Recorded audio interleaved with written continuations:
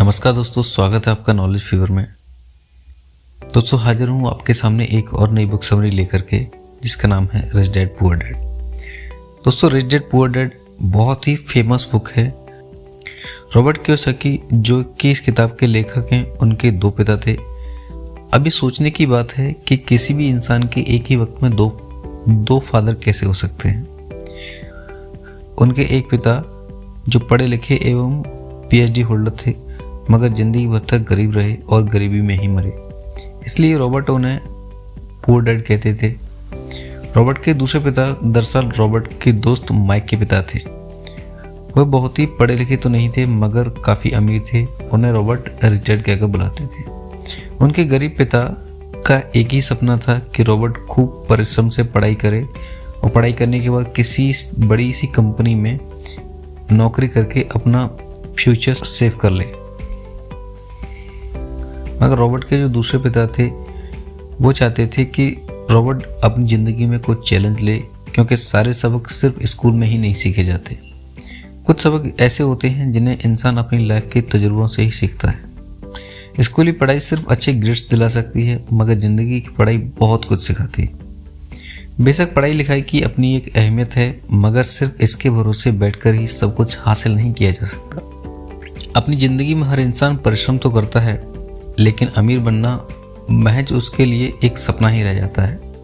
तो पैसे के लिए काम करने के बजाय पैसे को अपने लिए काम करने दें।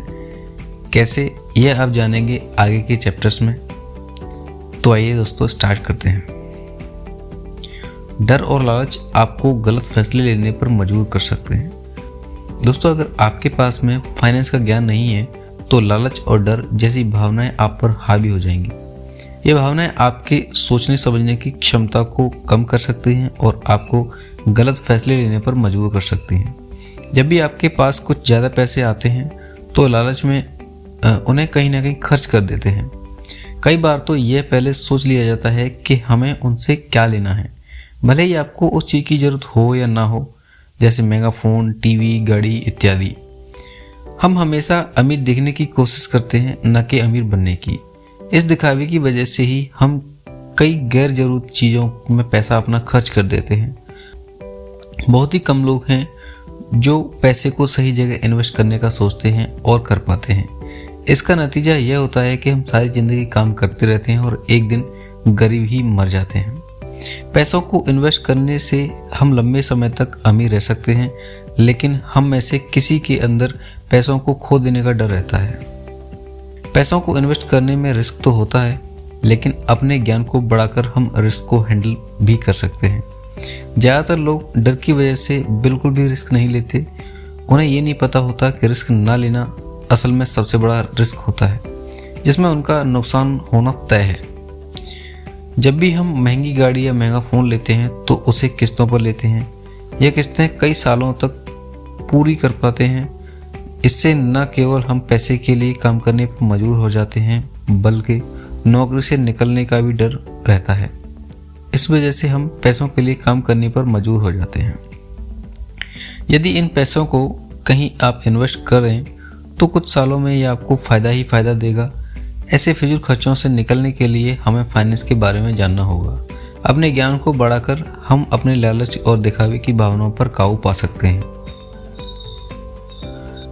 चैप्टर 2, रैट रेस से बाहर निकलना कुछ लोगों के लिए नामुमकिन सा हो गया है। रैट रेस में दौड़ने का मतलब है हमेशा खुद के अलावा सबके लिए काम करना। अगर आप किसी कंपनी में काम कर रहे हैं तो आप अपनी कंपनी के लिए काम कर रहे हैं। आप कंपनी के बॉस को अमीर बना रहे हैं, खुद को नहीं। बहुत से लोगों को यह बात पहले से पता है, लेकिन फिर भी वो ये काम कर रहे हैं, क्योंकि उनके आसपास के लोग भी ये काम कर रहे हैं। उन्हें इस बात का डर लगता है कि अगर वे भी बाकी लोगों की तरह काम नहीं करेंगे तो लोग उनके बारे में क्या कहेंगे। यही डर उन्हें आगे नहीं बढ़ने देता। इनके अलावा हम लोगों को बचपन से प्रोग्राम किया जाता है कि स्कूल जाकर अच्छे नंबर लाओ और एक अच्छी नौकरी तलाश करो। हम इस दौड़ में कुछ इस तरह से उलझ गए हैं कि हम ये जानकर भी खुद को उससे बाहर नहीं निकाल पा रहे हैं। हम बस काम किए जा रहे हैं और अपने बॉस को अमीर और ज़्यादा अमीर बनाते जा रहे हैं। यह बिल्कुल वैसा ही है जैसे तैरते वक्त हम अपना सिर तो पानी के ऊपर रख पा रहे हैं लेकिन पानी से बाहर नहीं आ पा रहे। चैप्टर 3, फाइनेंशियल एजुकेशन पर्सनल और सोसाइटी के लिए महत्वपूर्ण होता है, फिर भी हमें इसके महत्व के बारे में बताया नहीं जाता। ज़्यादातर लोग सोचते हैं कि अमीर बनने के लिए टैलेंटेड और सक्षम होना काफ़ी है, लेकिन वास्तव में दुनिया ऐसे टैलेंटेड लोगों से भरी पड़ी है और उनमें से ज़्यादातर लोग गरीब हैं।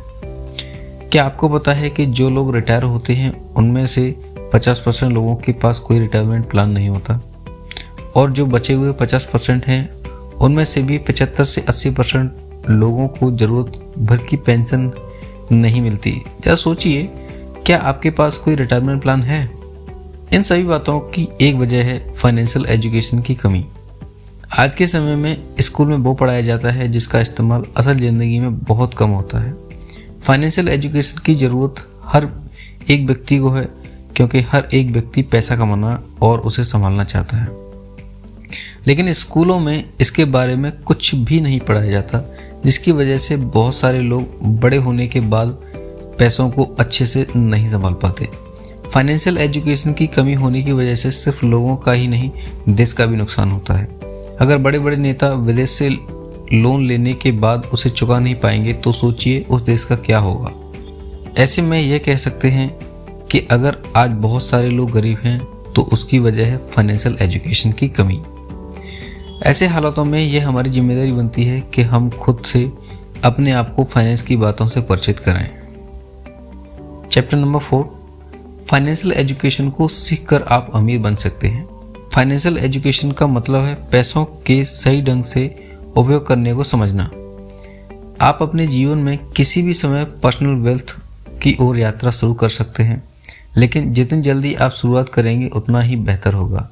यदि आप 20 की उम्र से शुरू करते हैं तो आपके अमीर बनने की संभावना 30 से शुरू होने की तुलना में कहीं अधिक है। उम्र की परवाह किए बिना शुरुआत करने का सबसे अच्छा तरीका है, सबसे पहले आप यह देखिए आप इस समय क्या कर रहे हैं और जो भी काम आप कर रहे हैं उससे आप भविष्य में किस तरह की ज़िंदगी जीने की उम्मीद करते हैं। इसके बाद आप अपने फाइनेंस की मंजिल को तय कीजिए और आप ये सोचिए कि अब से 10 साल बाद आप अपने आप को किस हालत में देखना चाहते हैं और किस तरह की ज़िंदगी जीना चाहते हैं। आप खुद के लिए जो भी मंजिल तय करें उसे हासिल करने के लिए जानकारी इकट्ठा करना स्टार्ट कर दीजिए। आपका समय और आपका दिमाग आपकी सबसे बड़ी संपत्ति है और इसका सही इस्तेमाल करना सीखकर आप कामयाब बन सकते हैं। फाइनेंशियल एजुकेशन को सुधारने के लिए आप सेमिनार में जा सकते हैं, किताबें पढ़ सकते हैं, अच्छी वीडियोस देख सकते हैं या फिर एक्सपर्ट्स के साथ उठना बैठना स्टार्ट कर सकते हैं। चैप्टर नंबर 5, अमीर बनने के लिए आपको रिस्क उठाना सीखना होगा। आज तक कोई भी इंसान रिस्क लिए बिना अमीर नहीं बन पाया है। कामयाब लोगों को रिस्क लेने से डर नहीं लगता, क्योंकि उन्हें पता है कि रिस्क को हैंडल कैसे करते हैं। उनके पास सोच समझकर रिस्क लेने की काबिलियत होती है, जिससे वे जब रिस्क लेते हैं तो कामयाब होते ही हैं। दूसरी तरफ नाकाम लोग रिस्क लेने से डरते हैं, क्योंकि उन्हें नहीं पता होता कि रिस्क को हैंडल कैसे किया जाता है।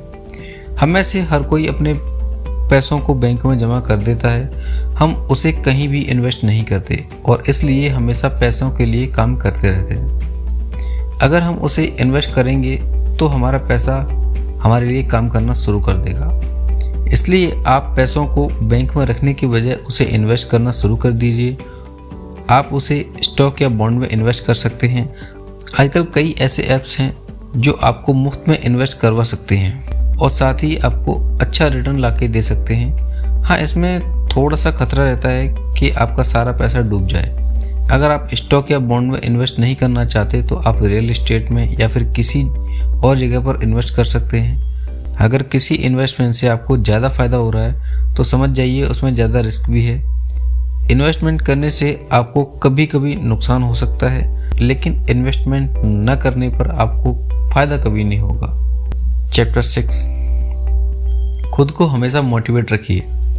सबसे पहले आपको यह बात दिमाग में बिठा लेनी चाहिए कि अगर आप अमीर बनने के रास्ते पर निकल रहे हैं तो आपको बहुत बार गिरना होगा और बहुत बार हारना भी होगा। इसलिए यह बात ज़रूरी है कि मुश्किल वक्त में आप अपना मोटिवेशन ना खोएं। सबसे पहले एक लिस्ट बनाइए और उसमें लिखिए कि आप क्या चाहते हैं और क्या नहीं। एग्जाम्पल के लिए आप लिख सकते हैं मैं अपनी ज़िंदगी गरीबी में नहीं बिताना चाहता, या फिर मुझे पैसों के लिए काम नहीं करना। जब भी आपको लगे कि आपका मोटिवेशन कम हो रहा है, तब आप उस लिस्ट को निकाल कर पढ़ लीजिए। इसके अलावा आप खुद पर इन्वेस्ट करिए, खुद पर पैसा खर्च कीजिए। अक्सर हम ये करते हैं कि जब भी हमारे पास पैसे आते हैं तब हम अपने बिल भरते हैं, अपनी EMI भरते हैं, फीस भरते हैं और अन्य कामों में सारा पैसा खर्च कर देते हैं। हमें इन चीज़ों के अलावा नई चीज़ें सीखने में भी पैसा खर्च करने चाहिए, नए स्किल्स सीखने चाहिए। कोई भी नई स्किल सीखने के लिए पैसा खर्च करना आपको जीवन भर लाभ देगा, चाहे वो आप किसी भी किताब पर खर्च करें या किसी कोर्स को सीखने के लिए। इसके अलावा आप खुद को प्रेरित करने के लिए कामयाब लोगों की कहानियाँ पढ़ सकते हैं। आप देख सकते हैं कि मुश्किल वक्त के समय उन लोगों ने किस तरह खुद को संभाला था, और उनकी जीवनी पढ़कर आपको एक नई दिशा मिलेगी और आप मोटिवेट होंगे। चैप्टर नंबर 7, आलस और घमंड आपके डूबने की वजह बन सकती है। अपने अंदर से आलस और घमंड पूरी तरह निकाल दीजिए। आलस करने का मतलब है वो काम ना करना जो आपको करना चाहिए। हम में से किसी को सबसे पहले अपनी सेहत का ख्याल रखना चाहिए, लेकिन अगर आप अपने काम में इतने व्यस्त हो चुके हैं कि अपनी सेहत पर ध्यान नहीं दे रहे, तो आप आलस कर रहे हैं। अगर आप किसी भी ज़रूरी काम को करने से पीछे हट रहे हैं, तो आप आलस कर रहे हैं। भले ही आप हफ्ते में 60 घंटा काम कर रहे हों, लेकिन आप अपने परिवार को समय नहीं दे रहे जो कि देना चाहिए, तो आप आलसी कहे जाएंगे। इसके अलावा घमंड हमें अपनी बुराइयों को देखने नहीं देता। घमंडी लोगों को लगता है कि वे जो कर रहे हैं वो सब कुछ सही है, और अगर कोई उन्हें अच्छी सलाह देता है तो वे उसे अनसुना या उस पर गौर नहीं करते। वे बस वही मानते हैं जो वे मानना चाहते हैं और वही सुनते हैं जो वे सुनना चाहते हैं। घमंड आपको काफ़ी हद तक डुबो सकता है। अगर आप सुनने से पहले बोलते हैं, सुनकर सोचने के बजाय सोचकर सुनते हैं और अपने एक्सपर्ट की बात नहीं मानते, तो समझ जाइए आप घमंडी हैं। जैसा कि स्टीव जॉब्स ने कहा, स्टे फूलिश स्टे हंग्री, यानी हमेशा कुछ नया सीखने की चाहत में रहो और किसी भी चीज़ को ऐसे सीखो जैसे आप उसके बारे में बिल्कुल अनजान हैं। यानी कुछ भी सीखने के लिए पहले अपना घमंड त्यागना होगा। कामयाब बनने के लिए आपको खुद पर काम करना होगा। इसके लिए अपनी बुरी आदतों को छोड़ना बहुत ज़रूरी है। चैप्टर नंबर 8, लायबिलिटीज़ और असेट्स का फ़र्क। एसेट्स वो चीज़ होती हैं जो आपके लिए पैसे कमाने का काम करती हैं। मान लो आप कोई घर खरीदकर उसे किराए पर देते हैं, तो उसी किराए से आप अपने लोन की EMI भी चुका सकते हैं जो आपने घर खरीदने के लिए लिया था। अब घर भी आपका हुआ और उससे मिलने वाला किराया भी आपका। इसके उलट लायबिलिटीज़ आपकी जेब से पैसा खर्च करवाती हैं, जैसे कि घर खरीदकर उसमें रहने से आपको कोई किराया नहीं मिलने वाला। लायबिलिटीज़ और एसेट के बीच फ़र्क समझो और ज़्यादा से ज़्यादा एसेट्स खरीदिए। ये बात सुनने में बड़ी आसान लगती है, लेकिन यही एक रूल है जो आपको अमीर बनाने में मदद करेगा। अक्सर गरीब और मिडिल क्लास लोग लायबिलिटीज़ को एसेट समझ लेते हैं, मगर अमीर जानता है असल में एसेट्स होते क्या हैं और वह खरीदता है। रॉबर्ट के अमीर पिता इसी प्रिंसिपल में यकीन रखते थे, कीप इट सिंपल स्टूपिड। इसका मतलब है चीज़ों को जितना सरल तरीकों से कर सको उतना अच्छा है। उन्होंने लेखक और उनके दोस्त माइक को यही सिंपल बात सिखाई, जिसकी बदौलत वे इतनी मजबूत फाउंडेशन रखने में कामयाब रहे। इस सीख की यही सिंपल बात है कि लायबिलिटीज़ और एसेट्स के बीच फ़र्क समझो और एसेट्स खरीदो। लेकिन अगर ये इतना सिंपल है तो हर आदमी अमीर क्यों नहीं है? दरअसल ये इतना सरल है कि हर कोई इस बारे में सोचता तक नहीं है। लोगों को लगता है कि उन्हें लायबिलिटीज़ और एसेट्स के बीच फ़र्क पता है, मगर वो सिर्फ पढ़ाई में साक्षर हैं, पैसों के मामले में नहीं। तो अब आप समझ गए होंगे कि अगर अमीर बनना है तो एसेट्स खरीदने होंगे, गरीब रहना है तो लायबिलिटीज़। चैप्टर नंबर 9, नौकरी से सिर्फ आपकी ज़िंदगी का गुजारा होता है, बिजनेस से आप अमीर बन सकते हैं। बिजनेस में आप काम नहीं करते, बल्कि आपके लिए कोई और काम करता है। इस तरह से आपको पैसे आते रहते हैं, लेकिन आप उसके लिए काम नहीं कर रहे होते। अगर आप अपनी ज़िंदगी अमीरों में जीना चाहते हैं तो आपको बिजनेस करना होगा। नौकरी करने से आपकी ज़िंदगी कटती रहती है, आप उससे अपने घर के खर्चे चला लेते हैं, लेकिन अमीर नहीं बन पाते। अगर आपको बिजनेस की शुरुआत करनी है तो अपनी नौकरी से आने वाले पैसों को अपने बिजनेस में लगा दीजिए। आप पार्ट टाइम में अपने बिजनेस पर ध्यान देकर उसे बढ़ा सकते हैं। एग्जाम्पल के लिए आप हर संडे रियल एस्टेट का बिजनेस कर सकते हैं या फिर अपनी नौकरी से आने वाले पैसों को स्टॉक मार्केट में इन्वेस्ट कर सकते हैं। इससे आप अपने बिजनेस को समय दे रहे हैं, जिससे समय के साथ आप अमीर बन जाएंगे। और जब आपके बिजनेस से ज़्यादा पैसा आने लगे तो आप फुल टाइम बिजनेस को कर सकते हैं और नौकरी को रिजाइन कर सकते हैं। तो दोस्तों, ये बुक समरी यहीं पर समाप्त होती है। मिलता हूँ आपसे एक और नई बुक समरी के साथ अगली वीडियो में। दोस्तों, अगर आपको मेरी मेहनत अच्छी लग रही हो, अगर आपको लगता है कि ये वीडियो यूज़फुल है, फ़ायदेमंद है, तो ज़रूर इसको शेयर करिए और ज़्यादा से ज़्यादा कमेंट करिए। जय हिंद।